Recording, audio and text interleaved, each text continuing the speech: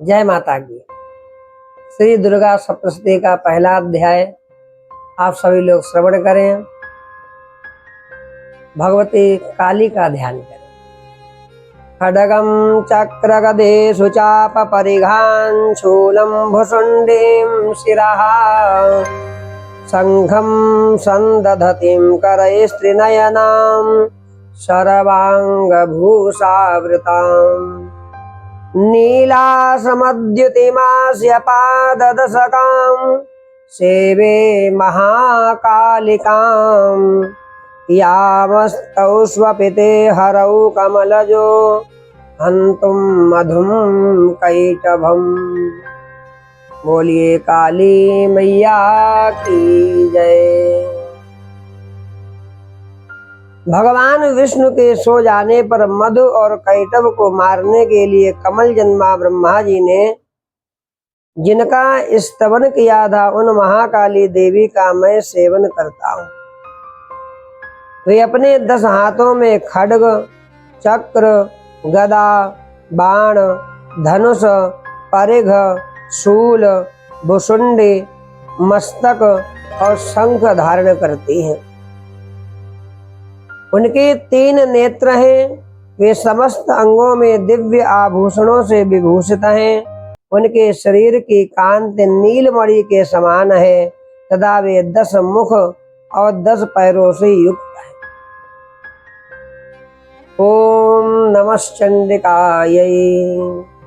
ओम ऐं मार्कंडेय उवाच।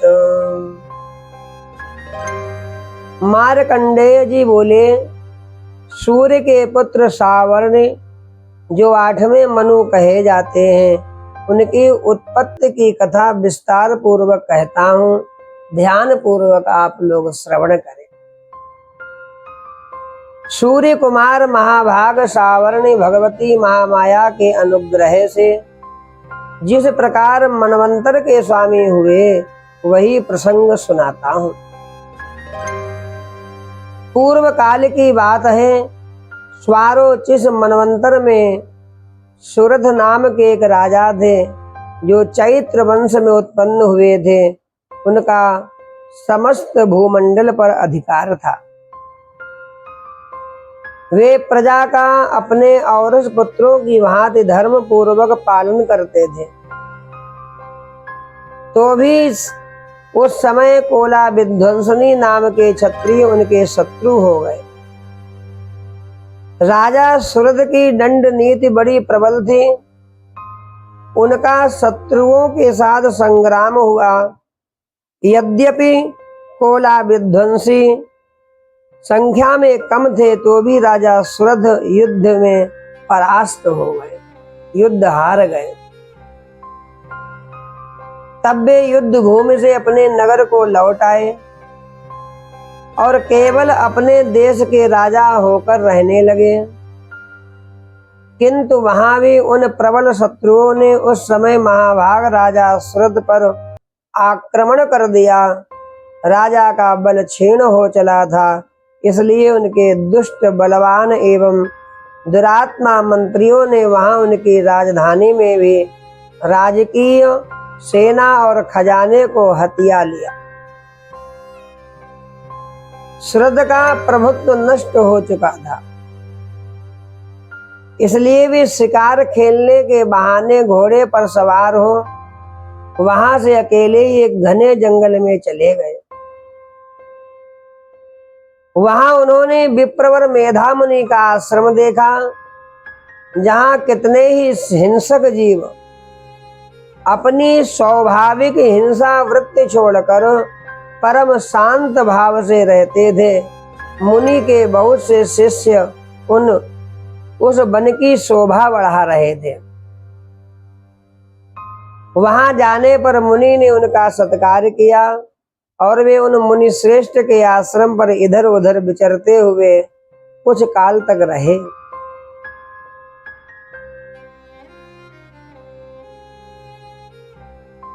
फिर ममता से आकृष्ट चित्त होकर वहां इस प्रकार चिंता करने लगे कि पूर्व काल में मेरे पूर्वजों ने जिसका पालन किया था वही नगर आज मुझसे रहित है। पता नहीं मेरे दुराचारी भृत्यगण उसकी धर्म पूर्वक रक्षा करते हैं या नहीं। जो सदा मद की वर्षा करने वाला शूरवीर था, वह मेरा प्रधान हाथी अब शत्रुओं के अधीन होकर ना जाने किन भोगों को भोगता होगा। जो लोग मेरी कृपा, धन, भोजन पाने से सदा मेरे पीछे पीछे चलते थे, वे निश्चय ही अब दूसरे राजाओं का अनुसरण करते होंगे। उन अपव्ययी लोगों के द्वारा सदा खर्च होते रहने के कारण अत्यंत कष्ट से जमा किया हुआ मेरा वह खजाना भी खाली हो जाएगा। ये तथा और भी कई बातें राजा सुरथ निरंतर सोचते रहते थे। एक दिन उन्होंने वहां विप्रवर मेधा के आश्रम के निकट एक वैश्य को देखा और उससे पूछा, भाई तुम कौन हो? यहाँ तुम्हारे आने का क्या कारण है? तुम क्यों शोकग्रस्त हो और अनमने से दिखाई देते हो? राजा सुरथ का यह प्रेम पूर्वक कहा हुआ वचन सुनकर वैश्य ने विनीत भाव से उन्हें प्रणाम करके कहा। वैश्योवाच, वैश्य बोला, समाधिर नाम वैश्यो मुत्पन्नो धनिनाम कुले। वैश्य बोला, राजन, मैं धनियों के कुल में उत्पन्न एक वैश्य हूँ। मेरा नाम समाधि है। मेरे दुष्ट स्त्री पुत्रों ने धन के लोभ से मुझे घर से बाहर निकाल दिया है। मैं इस समय धन, स्त्री, पुत्रों से वंचित हूँ। मेरे विश्वसनीय बंधुओं ने मेरा ही धन लेकर मुझे दूर कर दिया है, इसलिए दुखी होकर मैं वन में चला आया हूँ।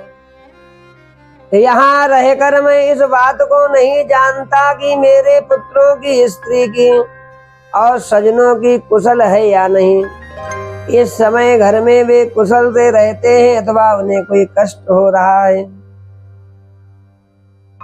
वे मेरे पुत्र कैसे हैं? क्या वे सदाचारी हैं अथवा दुराचारी हो गए हैं? राजा ने पूछा, जिन लोभी स्त्री, पुत्र आदि ने धन के कारण तुम्हें घर से निकाल दिया है, उनके प्रति तुम्हारे चित्त में इतना स्नेह बंधन क्यों हो रहा है?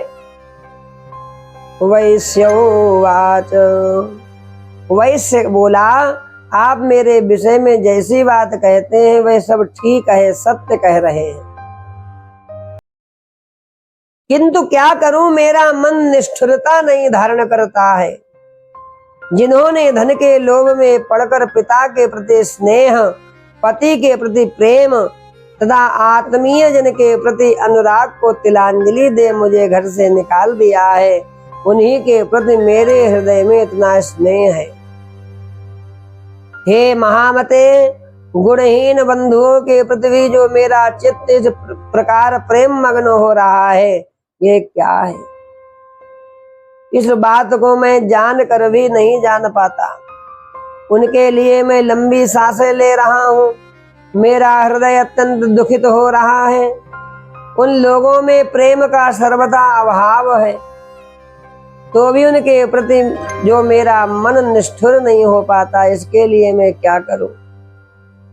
मार्कंडेय ऋषि कहते हैं कि हे ब्रह्मन, तदनंतर राजाओं में श्रेष्ठ सुरथ और वह समाधि नामक वैश्य दोनों साथ साथ मेधा मुनि के आश्रम में गए। उनके साथ यथा योग्य न्यायानुकूल विनय पूर्ण वर्ताव करके बैठे। वैश्य और राजा ने कुछ वार्तालाप आरंभ किया, बातचीत आरंभ की। राजा ने कहा कि भगवान, मैं आपसे एक बात पूछना चाहता हूँ, उसे बताने की कृपा करें। मेरा चित्त अपने अधीन न होने के कारण वह बात मेरे मन को बहुत दुख दे रही है। जो राज मेरे हाथ से चला गया है, उसमें और उसके संपूर्ण अंगों में मेरी ममता बनी हुई है। जान तो यथाज्ञस्य किमेतन मुनि सत्तमा। हे मुनि श्रेष्ठ, यह जानते हुए भी कि वह अब मेरा नहीं है, अज्ञानी की भांति मुझे उसके लिए दुख हो रहा है। यह क्या है? इधर यह वैश्य भी घर से अपमानित होकर आया है, इसके पुत्र, स्त्री और भृत्यों ने इसे छोड़ दिया है, स्वजनों ने भी इसका परित्याग कर दिया है, तो भी यह उनके प्रति अत्यंत हार्दिक स्नेह रखता है। इस प्रकार यह तथा मैं दोनों ही बहुत दुखी हूं। जिसमें प्रत्यक्ष दोष देखा गया है, उस विषय के लिए भी हमारे मन में ममता जनित आकर्षण पैदा हो रहा है। महाभाग, हम दोनों समझदार हैं, तो भी हम में जो मोह पैदा हुआ है, यह क्या है? विवेक शून्य पुरुष की भांति मुझमें और इसमें भी यह मूढ़ता प्रत्यक्ष दिखाई देती है। महाभाग, ऋषि कहते हैं कि विषय मार्ग का ज्ञान सब जीवों को है। विषय मार्ग का ज्ञान सब जीवों को है। इसी प्रकार विषय भी सबके लिए अलग अलग है। कुछ प्राणी दिन में नहीं देखते और दूसरे रात में ही नहीं देखते, तथा कुछ जीव ऐसे होते हैं जो दिन और रात्रि में भी बराबर ही देखते हैं। यह ठीक है कि मनुष्य समझदार होते हैं, किंतु केवल वे ही ऐसे नहीं होते। यतो हि ज्ञानिनः सर्वे पशु पक्षी मृगादयः ज्ञानन्तं मनुष्याणां यत्तेषां मृगपक्षिणां। ऋषि कहते हैं, पशु पक्षी मृग आदि सभी प्राणी समझदार होते हैं। मनुष्यों की समझ भी वैसी ही होती है जैसी उन मृग और पक्षियों की होती है, तथा जैसी मनुष्यों की होती है वैसी उन मृग पक्षी आदि की भी होती है। यह तथा अन्य बातें भी प्रायः दोनों में समान पाई जाती है। समझ होने पर भी इन पक्षियों को तो देखो, ये स्वयं भूख से पीड़ित होते हुए विमोहवश बच्चों की चोंच में कितने चाव से अन्न के दाने डाल रहे हैं। क्या तुम नहीं देखते? ये मनुष्य समझदार होते हुए भी लोभवश अपने किए हुए उपकार का बदला पाने के लिए पुत्रों की अभिलाषा करते हैं। यद्यपि उन सब में समझ की कमी नहीं है, तथापि वे संसार की स्थिति, जन्म मरण की परंपरा बनाए रखने वाले भगवती महामाया के प्रभाव द्वारा ममतामय भंवर से युक्त मोह के गहरे गर्त में गिराए गए हैं। इसलिए इसमें आश्चर्य नहीं करना चाहिए। हे जगदीश्वर, भगवान विष्णु की योग निद्रा रूपा जो भगवती महामाया है, उन्हीं से यह जगत मोहित हो रहा है। वे भगवती महामाया देवी ज्ञानियों के भी चित्त को बलपूर्वक खींचकर मोह में डाल देती हैं। वे ही संपूर्ण चराचर जगत की सृष्टि करती हैं, तथा वे ही प्रसन्न होने पर मनुष्यों को मुक्ति के लिए वरदान प्रदान करती हैं। और वे ही पराविद्या, संसार बंधन मोक्ष की हेतुभूता सनातनी देवी संपूर्ण ईश्वरों की भी अधीश्वरी है। राजा ने पूछा, भगवन का हिसा देवी महामायेति याम भवान। भगवान जिन्हें आप महामाया कहते हैं, वे देवी कौन है? ब्रह्मन, उनका आविर्भाव कैसे हुआ? तथा उनके चरित्र कौन कौन है। ब्रह्मवेत्ताओं में श्रेष्ठ महर्षि उन देवी का जैसा प्रभाव हो, जैसा स्वरूप हो, जिस प्रकार प्रादुर्भाव हुआ हो, वह सब मैं आपके मुखारविंद से सुनना चाहता हूँ। ऋषि कहते हैं, नित्यैव सा जगन्मूर्तिस्तया सर्वमिदं ततम्। ऋषि कहते हैं कि राजन, वास्तव में तो वे देवी नित्य स्वरूपा ही है। संपूर्ण जगत उन्हीं का रूप है तथा उन्होंने समस्त विश्व को व्याप्त कर रखा है। तथापि उनका प्राकट्य अनेक प्रकार से होता है, वह मुझसे सुनो। यद्यपि वे नित्य और अजन्मा हैं, तथापि जब देवताओं का कार्य सिद्ध करने के लिए प्रकट होती हैं, उस समय लोक में उत्पन्न हुई कहलाती हैं। कल्प के अंत में जब संपूर्ण जगत एकाण्व में निमग्न हो रहा था और सबके प्रभु भगवान विष्णु शेषनाग की सैया बिछाकर योग निद्रा का आश्रय ले सो रहे थे, उस समय उनके कानों के मैल से दो भयंकर असुर उत्पन्न हो गए, जो मधु और कैटव के नाम से विख्यात हुए जगत में। वे दोनों ब्रह्मा जी का वध करने को तैयार हो गए।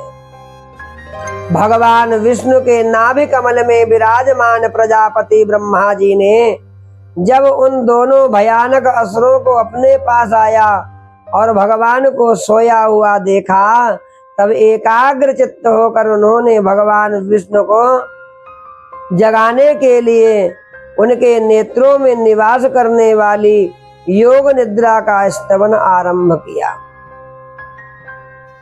जो इस विश्व की अधीश्वरी, जगत को धारण करने वाली, संसार का पालन और संहार करने वाली तथा तेजः स्वरूप भगवान विष्णु की अनुपम शक्ति है, उन्हीं भगवती निद्रा देवी की भगवान ब्रह्मा जी ने स्तुति करना आरंभ किया।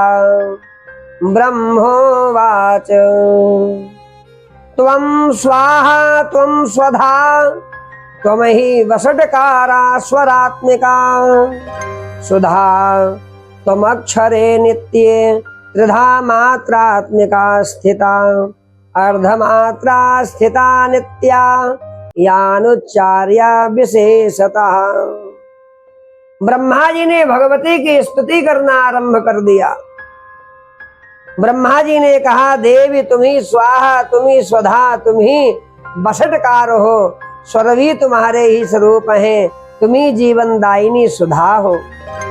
नित्य अक्षर प्रणव में अकार उकार मकार, इन तीन मात्राओं के रूप में तुम ही स्थित हो। इन तीन मात्राओं के अतिरिक्त जो बिंदु रूपा नित्य अर्ध मात्रा है, जिसका विशेष रूप से उच्चारण नहीं किया जा सकता, वह भी तुम ही हो। देवी तुम ही संध्या, सावित्री तथा परम जननी हो। देवी तुम ही इस विश्व ब्रह्मांड को धारण करती हो।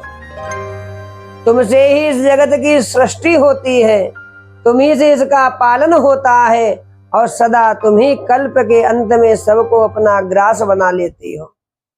जगन्मयी देवी, इस जगत की उत्पत्ति के समय तुम सृष्टि रूपा हो, पालन काल में स्थिति रूपा हो तथा कल्पांत के समय संहार रूप धारण करने वाली हो।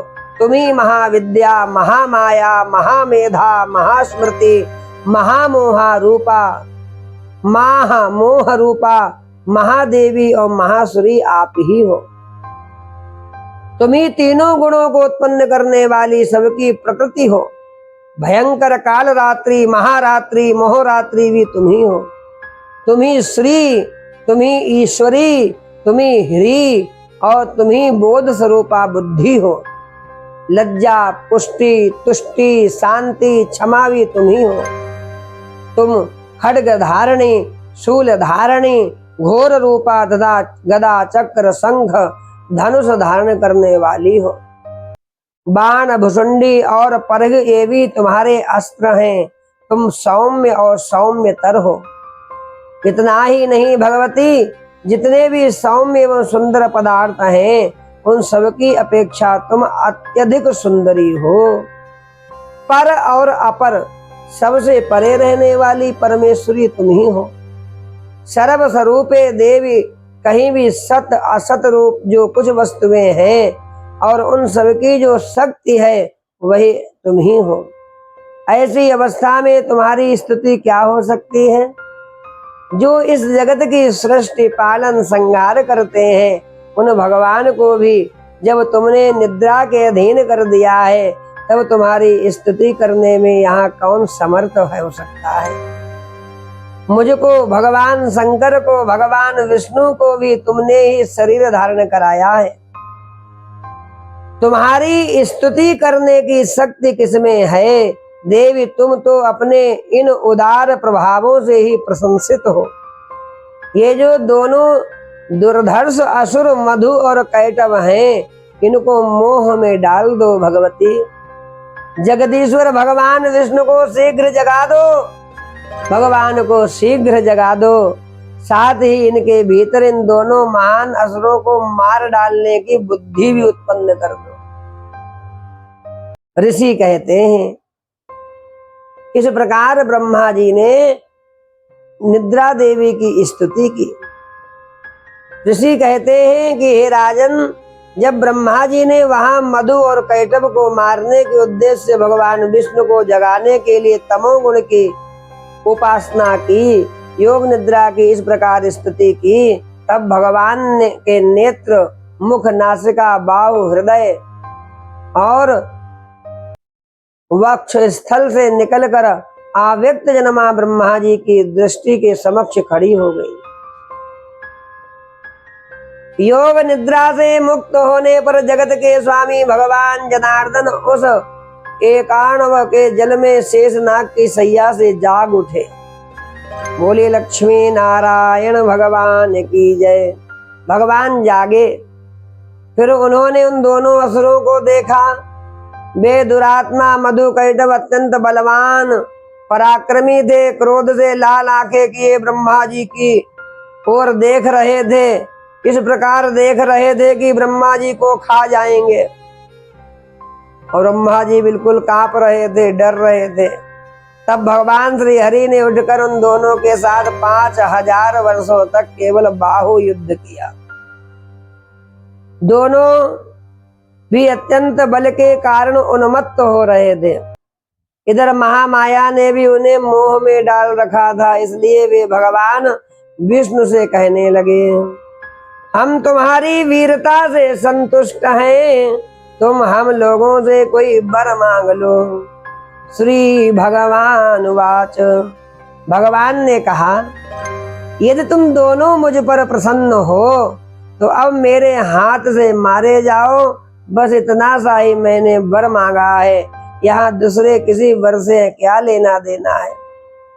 ऋषि कहते हैं, इस प्रकार धोखे में आ जाने पर जब उन्होंने संपूर्ण जगत में जल ही जल देखा, तब कमल नयन भगवान से कहा, जहां पृथ्वी जल में डूबी हुई ना हो, जहां सूखा स्थान हो, वहीं हमारा वध करो।